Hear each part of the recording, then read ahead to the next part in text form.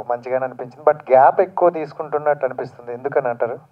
అవును సార్, మీరు అన్నది కరెక్టే. కొంచెం గ్యాప్ అయితే వచ్చింది. But you know my last film did do well, Chor Bazaar అన్నది.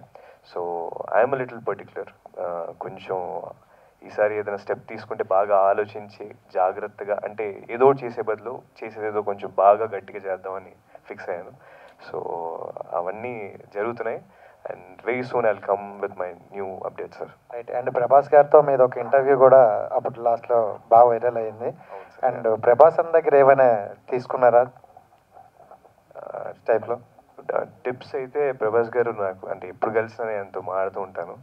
And when ever I talk to him, నేను ఆయన ఎన్నిసార్లు కలిసినా ఎప్పుడు కలిసినప్పుడు కొత్తగా కలుస్తున్నట్టు ఫీలింగ్ ఉంటుంది నాకు.